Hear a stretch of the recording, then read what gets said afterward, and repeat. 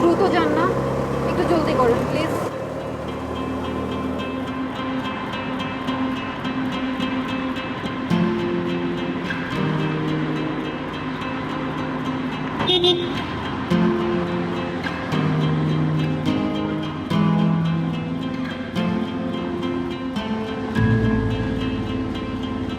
সামনে ডানে দাঁড়ায় যান, মহিলা ওখানে ডানে দাঁড়ায়।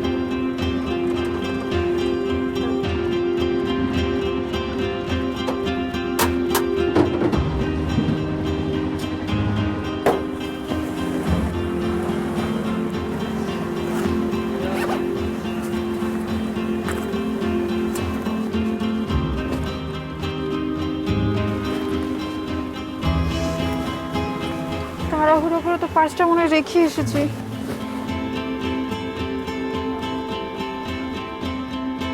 ভাই, আপনি এখানে একটু অপেক্ষা করেন, আমি অফিস থেকে টাকা এনে আপনাকে দিচ্ছি। আমি আমার পার্সটা ভুলে রেখে এসেছি। হ্যাঁ আপা, ওয়েট করার সময় নাই, আমার বান্দা খেপ আছে, তখনই যেতে হইব। টাকাটা দেন। আরে ভাই, বলছি তো আমি পার্সটা আনতে ভুলে গেছি, একটু দাঁড়ান আপনি, আমি পাঠিয়ে দিচ্ছি। আজারে পেছাল করার সময় নাই আপা, এরকম কথা আগে বহুবার শুনছি। টাকাটা দেন, আমার সময় নাই, জায়গা সময় নষ্ট করতে পারব না। আজব তো, আপনাকে বলছি। আচ্ছা ঠিক আছে, আপনার ফোন নাম্বারটা দিন, আমি আপনার ফোনে টাকা পাঠিয়ে দিচ্ছি। আপা, আমার মোবাইলে কোনো কোম্পানির টাকার অ্যাকাউন্ট নাই আপা।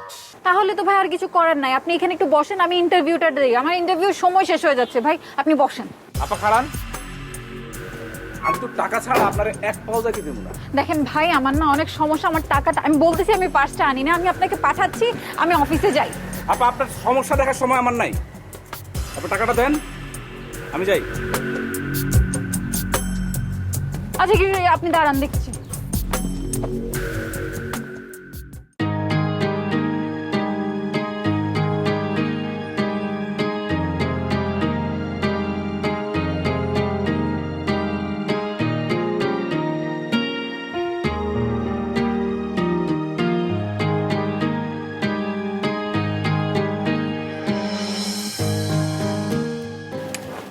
এক্সকিউজ মি, আমাকে একটু হেল্প করবেন? আমার না 500 টাকা ভাঙতি দরকার, ওই আশেপাশে কোথাও দোকান পাচ্ছি না ভাঙতি করার, সিএনজি এলাকায় ভাড়া দিতে হবে, একটু হেল্প করবেন?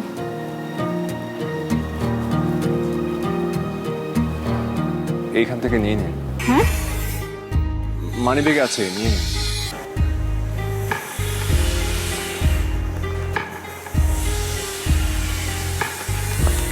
নিন, থ্যাংক ইউ।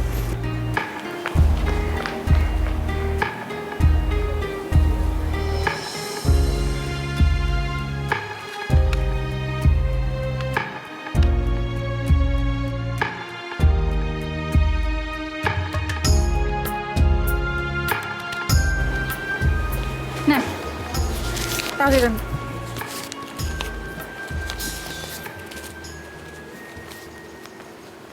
আপনি যে কত বড় বাটপার তা তো নিজের চোখেই দেখলাম। আমার লগে আছে বাটপারি মারাইতে।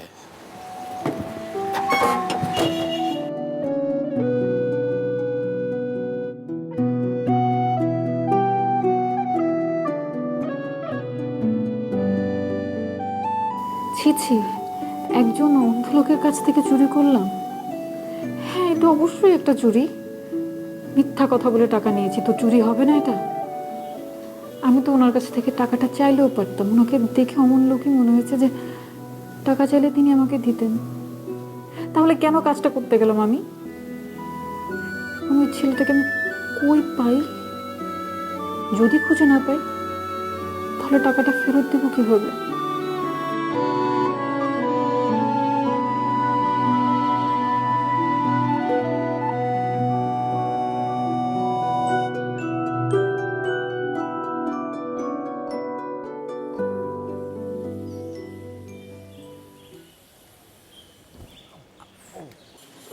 সুন্দরী মেয়ে দেখলে অন্ধ হয়ে যান?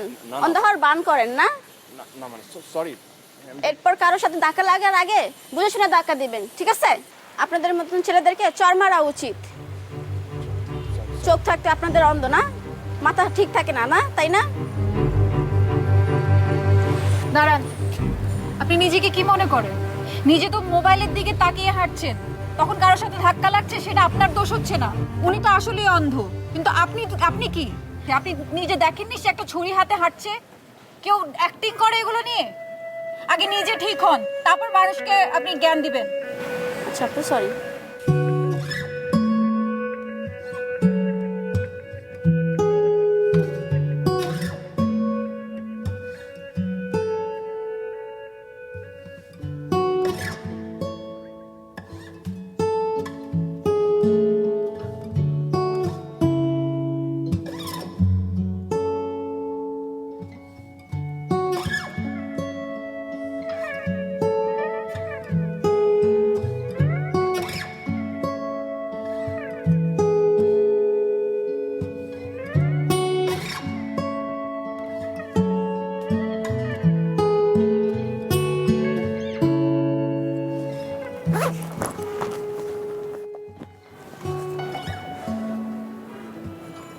হ্যালো, আমি তো অফিসে জানিয়ে এসেছি স্যারকে যে আজকে আমার যেতে দেরি হবে। এটা তো বলতে পারছি না, তবে লাঞ্চের আগে চলে আসবো। আচ্ছা, আমি একটু পরে কল দিচ্ছি। হ্যাঁ, রাখেন। এই যে, একটু দাঁড়াবেন? আরে একটু শুনেন না। এই যে, একটু কথা বলতে চাচ্ছিলাম আপনার সাথে। একটু দাঁড়ান না প্লিজ, আপনার সাথে কথা বলবো। কাল ইচ্ছে করে কিন্তু আপনাকে ধাক্কা দেইনি। হ্যাঁ, আমি সেটা কালকে আপনাকে বলেছি। আরে ইচ্ছে করে দেইনি, সত্যি। আমি তো সেই মেয়ে না কালকের, যে যাকে আপনি ধাক্কা দিয়েছিলেন কিংবা দেননি। আমি অন্য একজন, সত্যি। ও আচ্ছা, আপনার সাথে আমার একটু কথা ছিল। আমার সঙ্গে আপনার কথা? কি কথা? আচ্ছা, একটু চলুন না প্লিজ, এখানে রাস্তার মাঝখানে না দাঁড়িয়ে একটু সাইডে গিয়ে কথা বলি প্লিজ। বাই।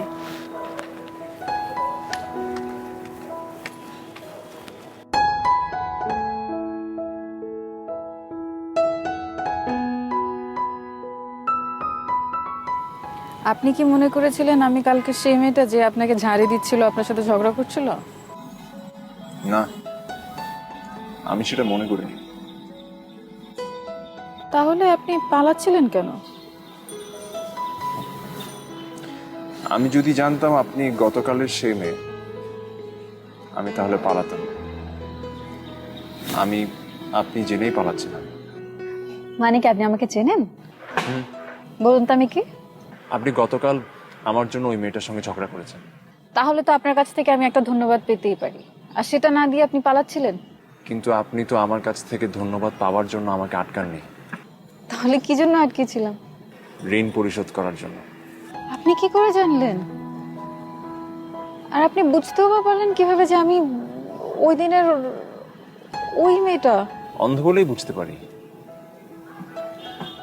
আমার 100 গজের মধ্যে যে কোনো নাড়াচাড়া, পায়ের শব্দ, গায়ের গন্ধ, আমি সবকিছু অনুভব করতে পারি। অলমোস্ট সব মেয়েই একটা নির্দিষ্ট পারফিউম ব্যবহার করে, এটাও মাঝে মাঝে হেল্প করে। তার মানে আপনি বুঝতে পেরেছিলেন যে আমি সেই চোর মেয়েটা যে কিনা আপনার মানিব্যাগ থেকে টাকা চুরি করেছিল? না, চোর হবেন কেন? চোর হলে তো আর টাকাটা ফেরত দিতে আসতেন না। তাহলে আপনি টাকা ফেরত না নিয়ে চলে যাচ্ছিলেন কেন? সেটা শুনতে আপনার ভালো লাগবে না।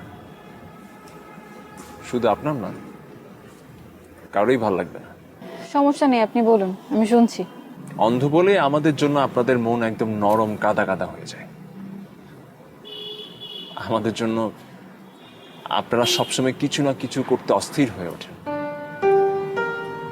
আমাদের উপর করুণা করে আপনারা কেউ কেউ নেতা, কেউ কেউ দাতা, কেউ কেউ তো মহামানব হতে চান।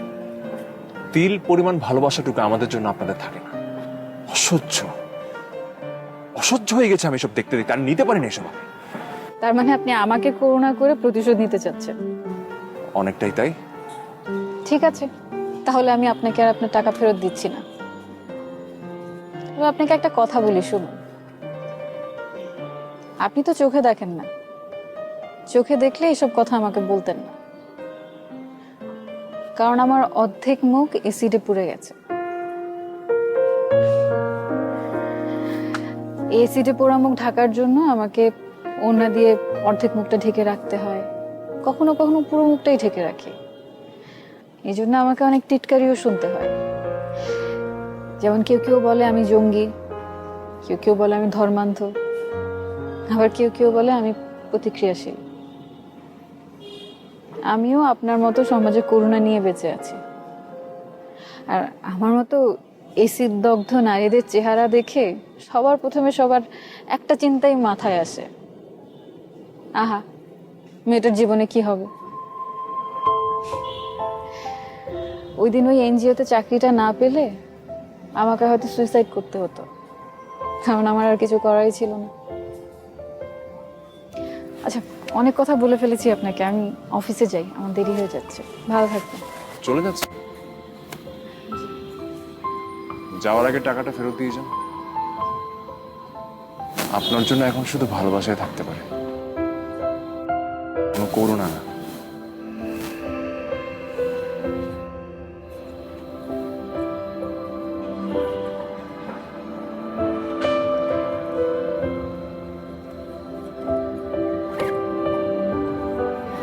আপনার টাকাটা,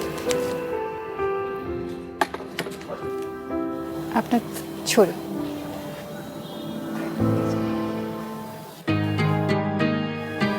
আসে।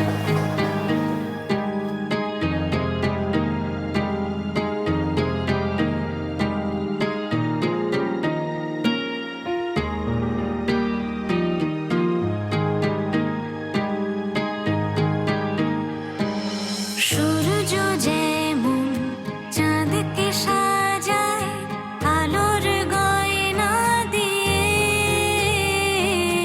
তোমার আলোয় তেমনি সাজি ভাসি তোমার সুরে। সরষে ফুলের হলদে আভায় দাও না সাজিয়ে, তোমার জোয়ার ভাটায় ভাসি চাই যেতে তলিয়ে।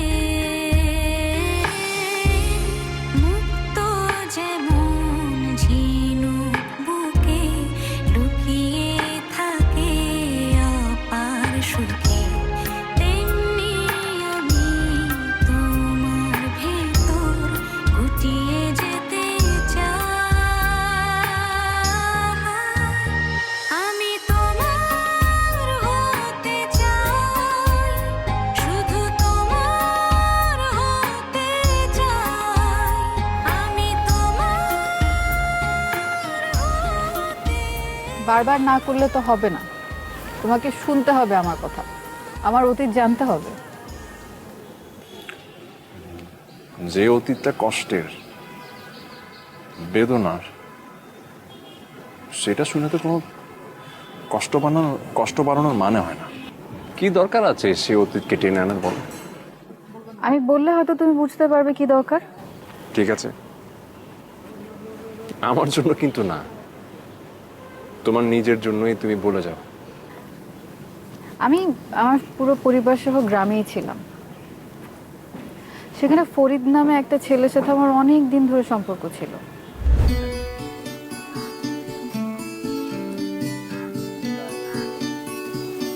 চেয়ারম্যানের ছেলে আমার বারবার হুমকি দিতে, কি করবো তাড়াতাড়ি কর।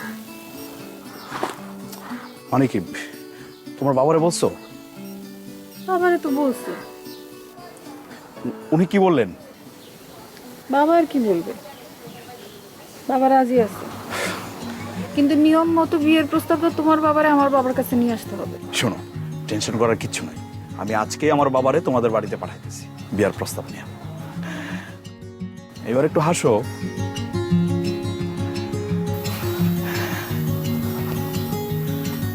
শোনো, চেয়ারম্যান পোলা চাইলে কিছু করতে পারবে না, আমি আসি না। এরপরে ফরিদের বাবা আমাদের বাসায় আসে, আমাদের বিয়ে ঠিক হয়। আর বিয়ে ঠিক হওয়ার পরের দিনই ঘটনাটা ঘটে।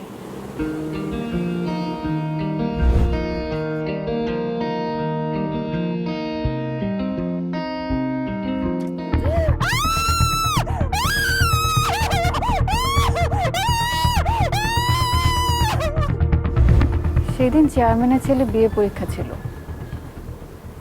পারভেজ ছিল চেয়ারম্যানের ছেলের বাম হাত। পারভেজই আমাকে এসিড মারে। আমার বাবা পারভেজকে প্রথম আসামি করে একটা মামলা করে। মামলার 1 নম্বর আসামি পারভেজকেও হত্যা করা হয়, আর হত্যা করার পরে সেই মামলার আসামি বানিয়ে ফেলা হয় আমার বাবাকে। গ্রাম ছাড়া হই আমি।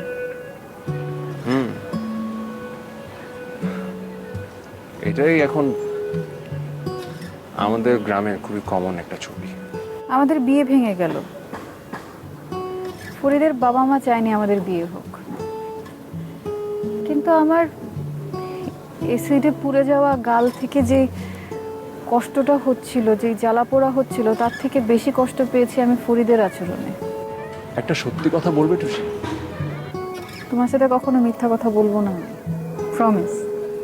তুমি ফরিদকে খুব ভালোবাসতে, তাই না? এখানেই সমস্যা প্রতীক। আমি যা করি মন দিয়ে করি। যাকে ভালোবাসি সবকিছু উজাড় করে ভালোবাসি। তুমি হয়তো জানো না যে আমি 100 গজ দূরত্বের মতো অনেক অনেক সামনের ভবিষ্যৎ দেখতে পারি। আর আমি কি দেখতে পাচ্ছি জানো? ফরিদ একদিন ঠিকই তোমার কাছে ফিরে আসবে।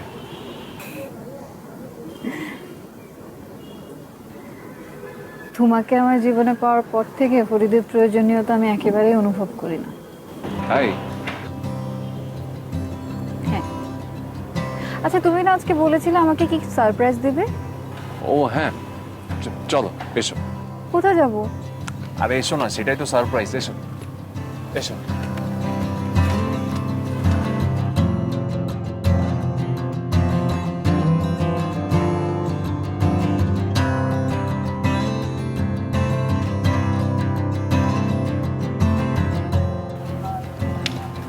এখানে? হ্যাঁ, আমরা এখানে কেন আসলাম?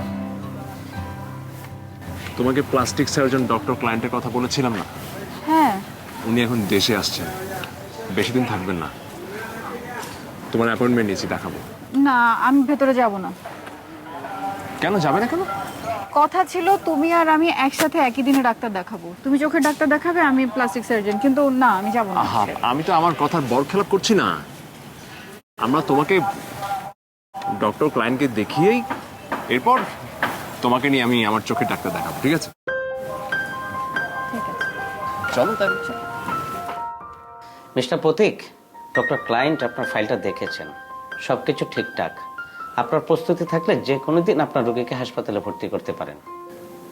আসলে আসলে টোটাল খরচটা কত আসবে সেটা আরেকবার বললে আমার জন্য সুবিধা হতো। এক্সকিউজ মি, একটা প্রশ্ন করতে পারি? প্লিজ। রোগী কি আপনার ওয়াইফ?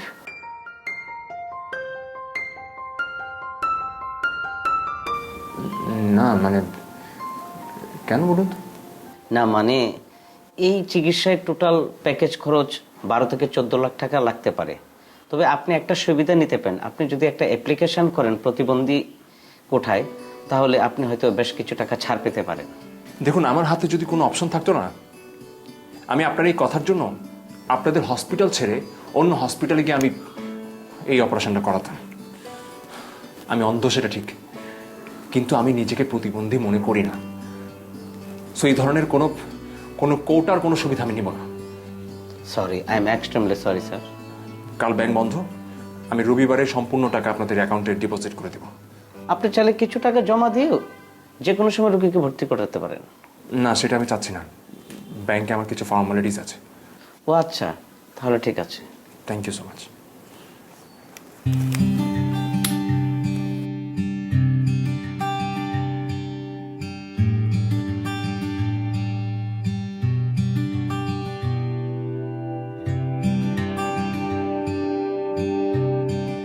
আমি চাইছিলাম আপনার অপারেশনটা আগে হোক। আমিও তো চাইছিলাম যে আমার এই চোখ দিয়ে যাতে আমি তোমার এই সুন্দর মুখটা আগে দেখি, কিন্তু কি করব বলো, ডাক্তার আঙ্কেল তো পরে থাকবেন না। কিছু মনে না করলে একটা কথা জিজ্ঞেস করতে পারি? হুম। এতগুলো টাকা তুমি আমার জন্য খরচ করবে? টুসি, আমি চাকরি করি, টাকা রোজগার করি, টাকা রোজগার মানুষ কেন করে? খরচ করার জন্যই তো।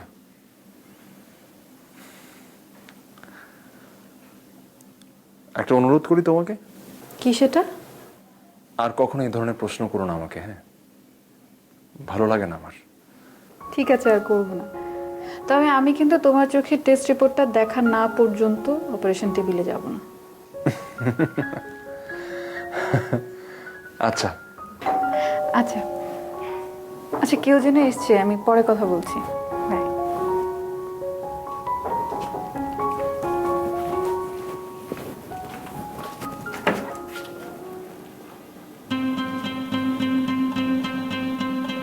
তুমি তুমি কোথা থেকে, মানে এখানে কিভাবে? আমাকে দাঁড় করে রাখবা, ভেতরে যেতে বলবো না?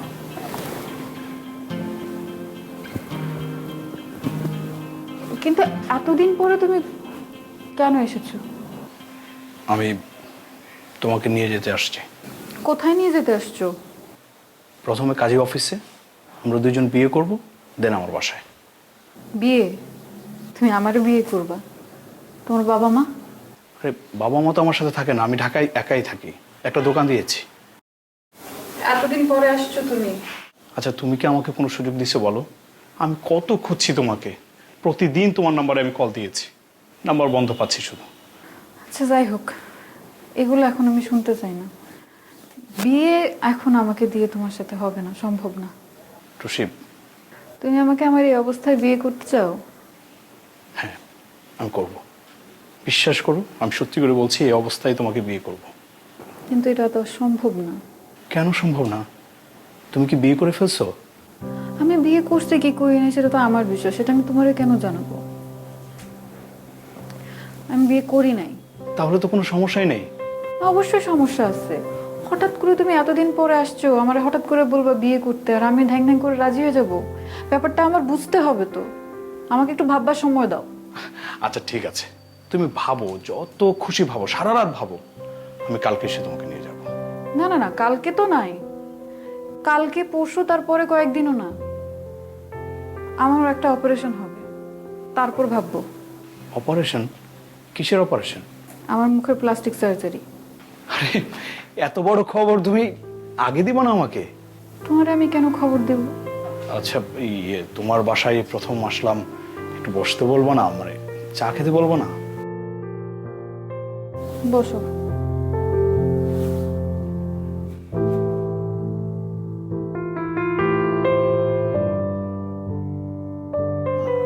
কি ব্যাপার, একটার পর একটা খুশি সংবাদ আসছে আর তুমি চুপ করে বসে আছো? আমার না এগুলো কিছুই ভালো লাগছে না। আমি তো তোমাকে বলেছিলাম যে একদিন ফরিদ ওর ভুল বুঝতে পারবে, তোমার কাছে ক্ষমা চাইবে। দেখেছো, আমার কথা মিথ্যে হয় না। দাঁড়াও, একটু কল এসছে।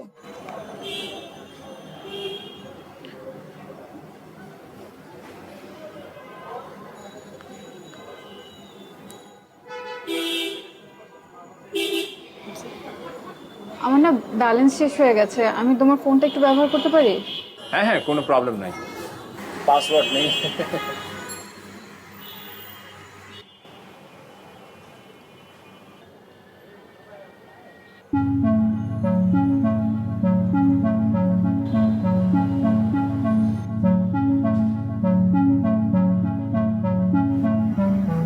নেই। কথা বললেন না? কল পিক করেনি। আচ্ছা আচ্ছা, কাল সকালে তোমার কি কাজ বলো তো? কাল সকালে অফিস আছে কেন? না মানে চিন্তা করছিলাম যে কাল সকালেই ব্যাংক থেকে টাকাগুলো তুলে নিবো আর কি। কেউ থাকলে ভালো হতো, মানে তুমি থাকলে বেশি ভালো হতো। প্রবলেম নেই, আমি তোমার সাথে যাব।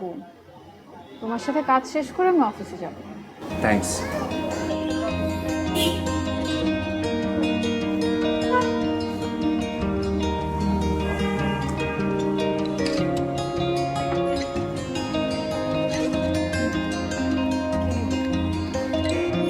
জুস।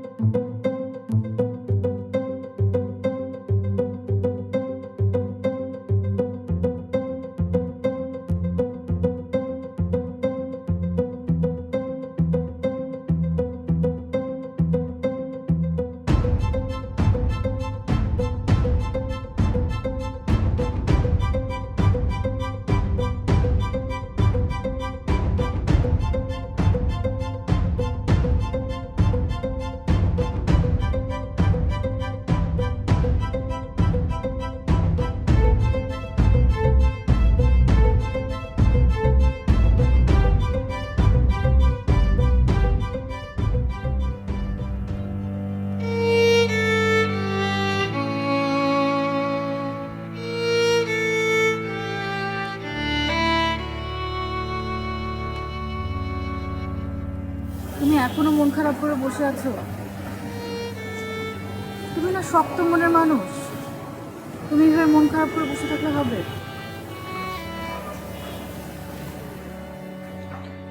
এমন কেন হলো বলো তো? কি পাপ করেছি? আর তিনি কেন আমাদের সঙ্গে এসব করছেন? তবুও আমি তার উপর বিশ্বাস রাখি। আমি এটা বিশ্বাস করি যে উনি আমাদের জন্য যা যা করেন আমাদের মঙ্গলের জন্যই করেন। এখন যেটা হয়েছে সেটা কি মঙ্গলের জন্য হয়েছে? অবশ্যই, যা হয়েছে তা আমাদের মঙ্গলের জন্যই হয়েছে।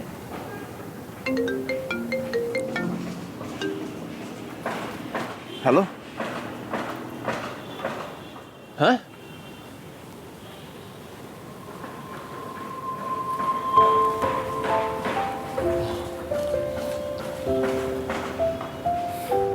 তুমি অফিস যাও, আমি একটা কাজে যাব। আমি তোমার সাথে যাই? না না, লাগবে না, আমি যেতে পারবো। চল।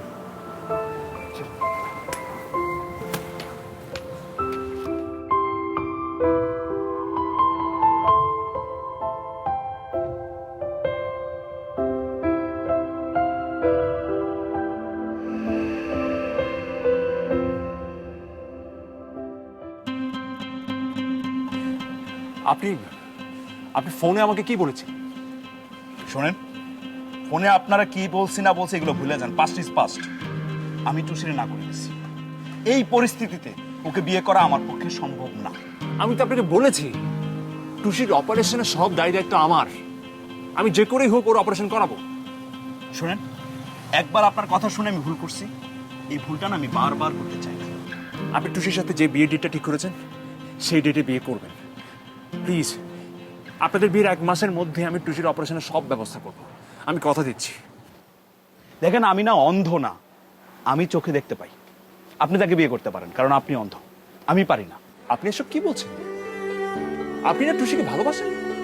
সরি, আসলে আপনি আমাকে ক্ষমা করে দেবেন। এটা আমার পক্ষে সম্ভব না ভাই, প্লিজ। আর কিছু বলবেন আপনি?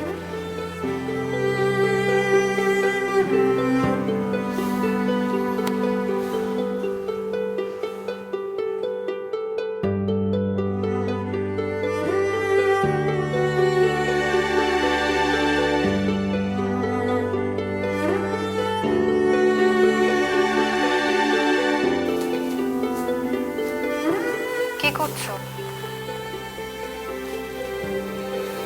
কিছু না। ডিনার করেছো?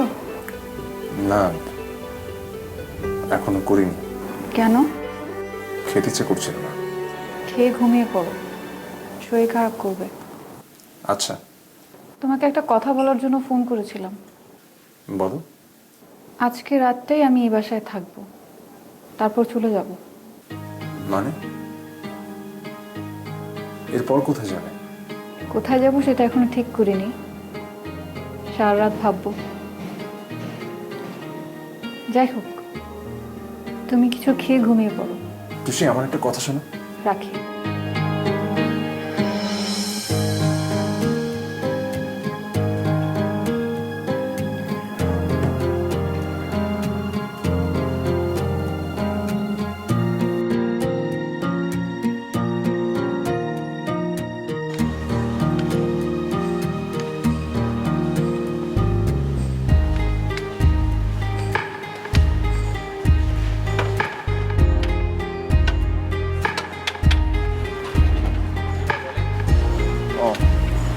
আচ্ছা ভাই, টুসি কি এই বিল্ডিং এ থাকে? জি থাকতো, সকালবেলা বেগ নিয়ে বাসা থেকে চলে গেছে। ঠিক আছে ভাই। ওকে।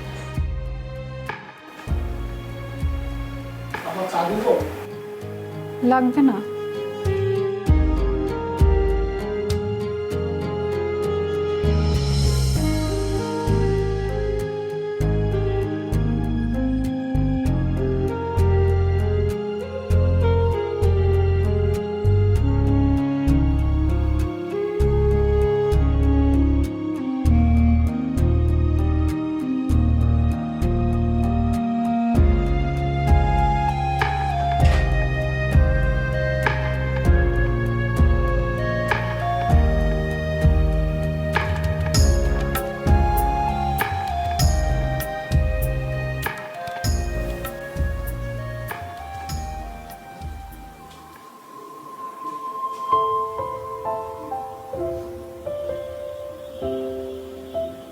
কে? আমি তুষি। কাল সারা রাত ভাবলাম তোমার সাথে ঝগড়া করে যদি চলে যাই তাহলে ব্যাপারটা ঠিক হবে না।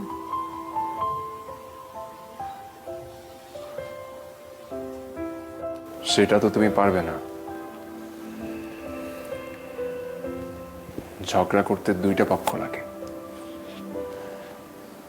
আর একটা পক্ষ তুমি পাবে কোথায়? তুমি নিজেকে কি ভাবো বলো তো? ভাবোটা কি নিজেকে? তুমি একটা আন্ধা, কানা, একটা প্রতিবন্ধী। প্রতিবন্ধী হয়ে নিজেকে মহামানব সাজাতে চাও?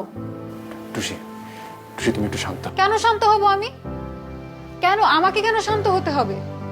তুমি না বলেছো যারা চোখে দেখে না তারা অনেক কিছু অনুভব করতে পারে, কিন্তু তুমি কি একটা বারও অনুভব করেছো যে তোমাকে আমি কতটা ভালোবাসি? না, পারো নাই।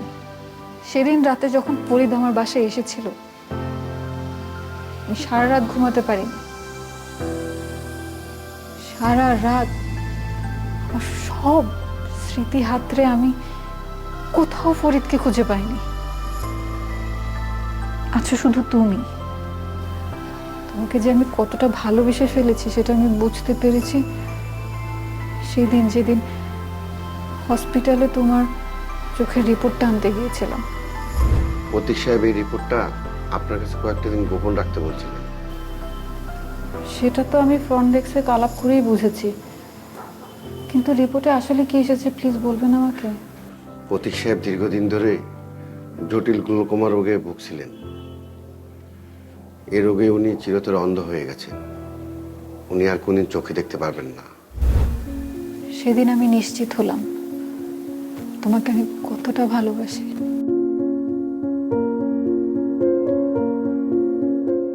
তোমার নাটকটা আমি ধরতে পেরেছিলাম কখন জানো? সেদিন রেস্টুরেন্টে।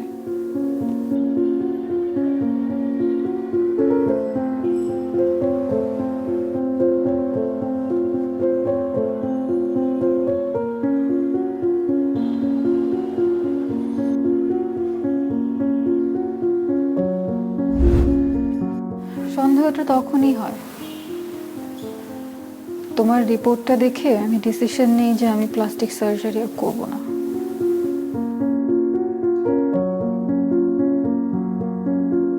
কিন্তু এই সুযোগটা আমি নেই ফরিদকে টেস্ট করার জন্য। আমার অফিসের সব বিশ্বস্ত কলিগকে কাজে লাগিয়ে দিই। চিন্তায়ের ঘটনা বিশ্বাসযোগ্য করার জন্য যা যা করা লাগে তাই করবা। দরকার হলে আমার আর প্রতীক ভাইয়ের গায়েও হাত তুলতে পারো।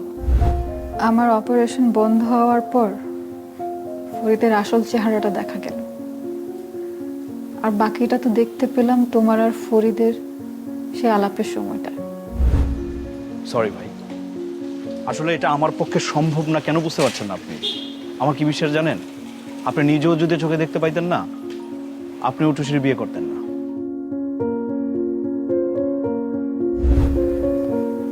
সেদিন তাহলে তুমি আমার পিছু নিয়েছিলে? ফরিদের মুখোশটা তো অনেক আগেই খুলে গিয়েছিল। আমি তো তোমার পিছনে গিয়েছিলাম তোমার নিরাপত্তার কথা ভেবে। আমি তোমাকে রক্ত মাংসের সাধারণ মানুষ হিসেবে দেখতে চাই, মহামানব না। তোমার চোখ নেই তো কি হয়েছে? আমার তো চোখ আছে, তুমি আমার চোখ দিয়ে দেখবে।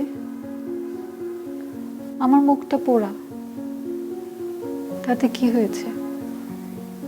মনটা তো সুন্দর, এই মনটা তোমার থাকবে।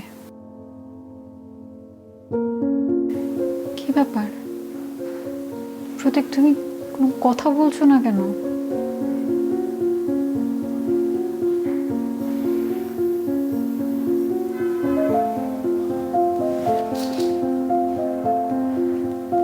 প্রতীক, আমি না আমার সবকিছু নিয়ে তোমার বাড়িতে চলে এসেছিলাম, কিন্তু এখন মনে হচ্ছে এটা ভুল হয়েছে। আমি যাই। টুসি,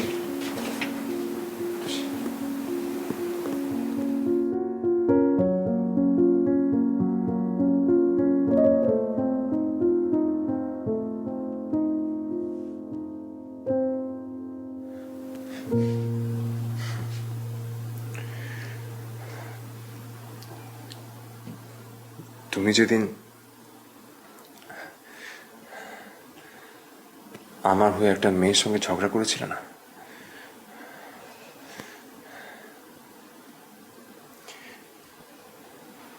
সেদিন থেকে তোমাকে আমার খুব ভালো লেগে গিয়েছিল। আমার মনে হয়েছিল আমি একটা সুন্দর মনের দেখা পেয়েছি।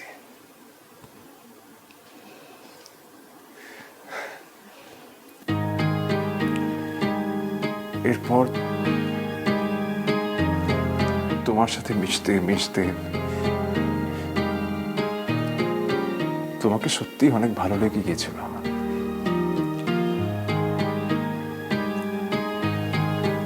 আমি সবসময় থাকতে চেয়েছিলাম তোমার সাথে, কিন্তু বলার সাহস হয়নি কখনো আমার।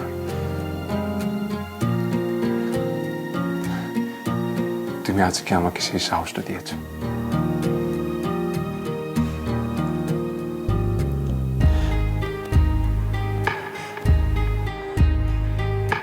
আর জীবন প্লিজ,